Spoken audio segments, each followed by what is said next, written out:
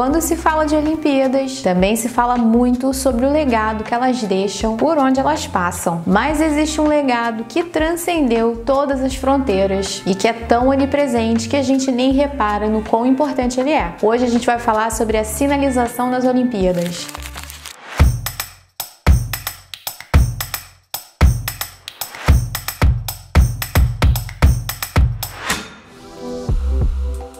Olá, queridos! Tudo bem com vocês? Sejam muito bem-vindos ao Vetoriza Aí, o canal onde você aprende sem sofrer. Eu sou a Gabi Ferraz e chegamos ao último vídeo da nossa série sobre as Olimpíadas. Foi muito gostoso trazer esse conteúdo para vocês, eu fiquei muito feliz de preparar. Se você quer mais vídeos assim por aqui com frequência, deixa um comentário aqui pra gente. E aproveita para sugerir qual seria o próximo tema que você gostaria de ver por aqui. Se você também ainda não assistiu, eu vou colocar aqui no cartão os 2 vídeos que antecederam esse vídeo e que falam sobre os logos das Olimpíadas e sobre os mascotes. A série tá toda muito boa e hoje a gente vai encerrar com chave de ouro falando de um dos temas que pra mim é dos mais importantes, porque realmente seria muito difícil imaginar a nossa vida sem eles. Vamos falar dos pictogramas e da sinalização. Afinal de contas, se você consegue se localizar sem muita dificuldade, ou se você consegue diferenciar o banheiro masculino do banheiro feminino em qualquer lugar do mundo, isso é graças a essas pessoas que vieram antes de nós e trabalharam para criar um sistema de comunicação internacional que transcendesse a barreira da língua. A linguagem visual, no sentido literal da expressão, foi a primeira forma de comunicação antes que a gente tivesse uma linguagem formal estabelecida. Desde o início dos tempos, o homem primitivo já registrava nas paredes das cavernas algumas experiências do seu cotidiano, pintando cenas de caça, cenas de dança. Eu tô falando da arte rupestre. Os arqueólogos não têm muita certeza a respeito da datação desses materiais, afinal de contas a gente está falando de paredes de cavernas que estão cobertas por milhares e milhares de anos de sedimentos, mas os registros que têm uma datação razoavelmente confiável são as pinturas que foram encontradas nas paredes de uma caverna na cidade de Chauvet, na França. E esses registros apontam para mais ou menos 32 mil anos atrás. Também não está 100% claro para os arqueólogos o porquê dos homens fazerem isso, se tinha algum objetivo mágico, ritualístico ou se era puramente vontade de se expressar e fazer arte. Mas a verdade é que o fato dessas pinturas serem achadas em diversos cantos do mundo, na França, na Espanha, no Brasil, mostra que a comunicação visual está intimamente ligada com a essência humana. Dando um pulinho no tempo, mais ou menos uns 20 mil anos, ou seja, mais ou menos uns 12 mil anos atrás, o homem do Neolítico começa a desenvolver a agricultura e por conta disso, por aprender a plantar, ele pode deixar de ser nômade e começa a viver nas primeiras aldeias. Esses primeiros assentamentos humanos ficavam na Mesopotâmia, que é uma região onde hoje em dia fica o Iraque. E conforme a complexidade das organizações humanas vai aumentando também a necessidade de uma comunicação mais elaborada. Então, para ele poder registrar informações como a colheita de grãos ou as informações sobre os animais que ele criava naquele tempo, os porcos, os bezerros, o homem cria uma forma de linguagem visual chamada de escrita pictórica, muito parecido com o que acontece hoje em dia com os nossos pictogramas. Na escrita pictórica a gente tem desenhos que são muito claros a respeito do que eles representam. Então, se a gente olhar, por exemplo, os ícones que querem dizer cabeça ou água são bem fiéis ao elemento que eles estão querendo representar. Com o passar dos anos, a escrita pictográfica foi se modificando, foi evoluindo e deu origem à escrita ideográfica, como a escrita cuneiforme, por exemplo. Diferentemente do que acontecia na escrita pictográfica, na escrita ideográfica, os elementos não têm mais aquela conexão óbvia com o que eles estão representando. Se a gente olhar a evolução do ícone que representava a cevada na escrita pictórica, a gente vai ver que ele foi se tornando cada vez mais abstrato, até não guardar relação nenhuma com o elemento que ele queria representar, que era o raminho de cevada. E essa é a principal diferença entre as duas escritas. Na escrita ideográfica, você precisa ter contexto cultural para poder entender o que aquele elemento representa. Outros grandes exemplos de escrita ideográfica são os hieroglifos egípcios e os ideogramas chineses e japoneses. Corta para o século XX. Desse tronco comum original surgiram boa parte dos 7.000 idiomas que a gente tem hoje em dia, e a língua se tornou um grande obstáculo de comunicação e compreensão entre os povos. Essa era a principal preocupação do Comitê organizador das Olimpíadas de 64, que seriam em Tóquio. O grande desafio deles é que ninguém fora do Japão falava japonês. As Olimpíadas, a essa altura, era um evento que atraíam cada vez mais gente, cada vez mais atletas, e eles se perguntavam como eles fariam para evitar que o público e os atletas ficassem completamente perdidos durante o evento. A solução é que eles precisavam de uma linguagem não verbal. As Olimpíadas de 64 são aclamadas por serem as primeiras Olimpíadas a usarem pictogramas. Inclusive, se você assistiu à cerimônia de abertura das Olimpíadas agora de Tóquio 2020, você viu que teve um momento totalmente dedicado a falar dos pictogramas dessa edição e a celebrar essa tradição olímpica da sinalização com pictogramas. Mas a verdade é que ainda de uma maneira bem desorganizada, bem amadora, já se usavam pictogramas ou ilustrações, como a gente vai ver, antes de Tóquio 64. O primeiro registro de ilustrações esportivas que a gente tem sendo usadas é da Olimpíada de Estocolmo, em 1912. A gente não pode chamar esses desenhos de pictogramas, porque falta a eles a concisão gráfica que um pictograma tem que ter para poder ser informativo, mas olhando para eles a gente entende que eles refletem o espírito de uma época, afinal de contas eles têm uma inspiração ali meio Art Nouveau, que era um estilo que estava muito em alta na época que a Olimpíada aconteceu, e tem uma tentativa de uniformização que está presente nessa bordinha floreada que aparece em volta aí dos desenhos. Um outro registro que a gente vê foi em Paris, em 1924, onde a gente tem um desenho um pouco mais simples, mas que lembra até alguns clip arts do word art que a gente tem hoje em dia, e também em Berlim, em 1936. Comparando esses pictogramas de Berlim com o que veio antes em Paris e Estocolmo, a gente vê que houve um salto grande na tentativa de simplificar e de trazer mais clareza no conteúdo dessas imagens. No entanto, a gente ainda tem diversos problemas. A gente tem uma falta de padronização muito grande. Por exemplo, o ícone do box é tridimensional, enquanto todos os outros são 2D. E a gente tem uma diferença de linguagem gráfica. Enquanto boa parte dos pictogramas dessa coleção são silhueta, a gente tem alguns, como o da vela, por exemplo, que tem detalhamentos em cinza, então é uma bagunça. Sobre esse círculo atrás que ajuda a compor as imagens, não há consenso, há uma discussão de qual foi a inspiração. Algumas pessoas dizem que isso faz um link com os anéis olímpicos, já outras pessoas falam que isso foi para fazer um link, na verdade, com o nazismo, porque se você assistiu o nosso segundo vídeo sobre mascotes, a gente fala que as Olimpíadas de 36 aconteceram quando Hitler ainda era chanceler da Alemanha. Vale dizer que, como muita coisa que foi criada e apresentada ao longo da história das Olimpíadas, esses pictogramas não eram reconhecidos pelo COI como sendo pictogramas oficiais. E a questão era essa: Tóquio 64 tinha um grande trabalho nas costas. Criar uma tradição sem ter boas referências precedendo aquele evento. Para poder cumprir essa tarefa, eles foram atrás de uma galera que também tinha essa missão ambiciosa de unificar os povos por meio da linguagem visual. Eu tô falando do Otto Neurath e do Isotype. O austríaco Otto Neurath era um filósofo, economista, mas mais do que tudo, ele era um ativista. Assim como Coubertin tinha o ideal de que as Olimpíadas poderiam ajudar na educação por meio do esporte, Neurath tinha essa ambição de usar a linguagem visual como elemento apoiador para que as pessoas pudessem aprender e serem melhor informadas sobre economia. Assim, no início da década de 1930, ele criou o Isotype, que é uma sigla para o nome gigante Sistema Internacional de Educação Tipográfica Pictórica. O Otto convocou um artista chamado Gern Artz para poder criar a cara do Isotype, e juntos eles criaram uma coleção de ícones e pictogramas cuja clareza e simplicidade ditaram o tom do design de informação e design de infográficos que a gente usa até os dias de hoje. Toda essa objetividade e simplicidade casou perfeitamente com a necessidade de clareza que os japoneses tinham para poder criar os seus próprios pictogramas. E assim, pelas mãos do designer Yoshiro Yamashita e sua equipe, eles desenvolveram o primeiro conjunto de pictogramas oficiais para uma Olimpíada. Os pictogramas são lindamente simples, uma elegância sequência minimalista, que pouca gente além dos japoneses consegue executar, e eles são mais minimalistas ainda pelo uso brilhante que eles fazem do espaço negativo para poder representar a roupa dos atletas. Além dos pictogramas das modalidades, os japoneses para essa Olimpíada também criaram ícones para os serviços, para que as pessoas pudessem se localizar pela cidade, no aeroporto, por exemplo. E pasmem, eles criaram o conceito de ícones de banheiro feminino e masculino que não existiam até aquela época. Então sim, embora a gente tenha algumas linguagens visuais sendo usadas antes de 64, a gente pode afirmar que os japoneses criaram os pictogramas olímpicos da forma que a gente conhece hoje. E se o Japão deu o pontapé inicial nessa tradição, o projeto mais famoso vem da Alemanha. O projeto de sinalização e pictogramas da Olimpíada de Munique em 1972 é talvez o case mundialmente mais famoso de sinalização e de criação de ícones. Quem desenvolveu esse trabalho foi o designer alemão Otto Aischer, e a gente já falou sobre ele, sobre o departamento 11 no segundo vídeo sobre mascotes, e o ponto de partida realmente foram os pictogramas do Japão. Mais do que criar simplesmente pictogramas, eles criaram um verdadeiro sistema, e eles queriam que cada pictograma representasse uma pose de clímax de cada esporte, para que ficasse fácil de reconhecer sem que a gente precisasse ter muitos elementos envolvidos. A gente observa isso, por exemplo, nos pictogramas do basquete,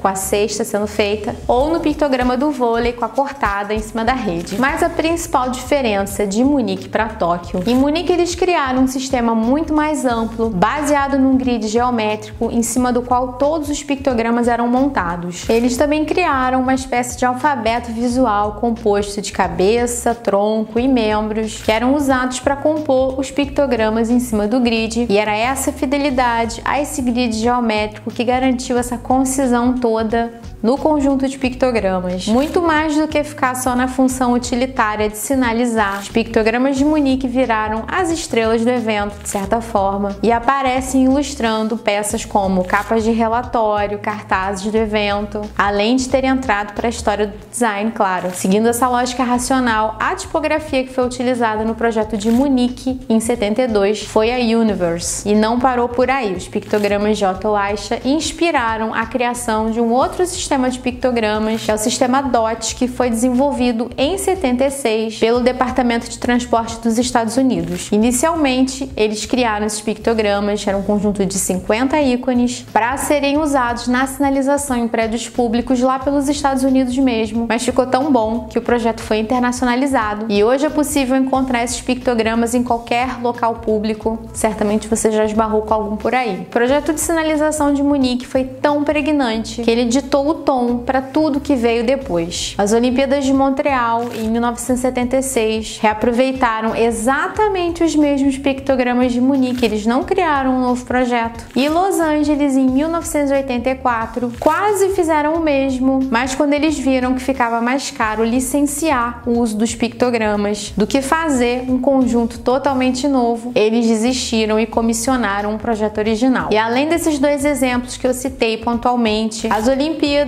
dos anos 70 e 80 beberam muito nessa fonte, e os projetos eram apenas variações dessa proposta mais geométrica, mais neutra, que Munique tinha feito em 72. Isso mudou em Barcelona em 1992. Como o designer-chefe Josef Trias falou: "Nós de Barcelona não somos alemães." E eles decidiram enxergar os pictogramas de uma nova forma. Eles partiram para uma abordagem mais orgânica, e os pictogramas são construídos com traçados que imitam pinceladas de tinta. Conceitualmente, isso tem tudo a ver com a marca, que também trabalha com essa estética gestual de pincelada. Também conversa com o mascote, que é o cachorrinho Kobe, que é um mascote cubista que foi inspirado no quadro As Meninas de Picasso, que por sua vez foi inspirado no quadro As Meninas de Velázquez. E a partir desse ponto, a sinalização das Olimpíadas passa a ser enxergada como mais um elemento que pode carregar herança cultural e que pode contar uma história. E desde então a gente teve projetos lindos sendo criados, como os pictogramas de Sydney no ano 2000, que tem como elemento principal presente em todos os pictogramas a figura de um bumerangue, e os pictogramas rústicos das Olimpíadas de Inverno de Lillehammer, na Noruega. O projeto desses pictogramas tirou a sua inspiração, adivinha de onde? De uma gravura rupestre de 5.000 anos encontrada em uma caverna da Noruega, que traz a figura de um homem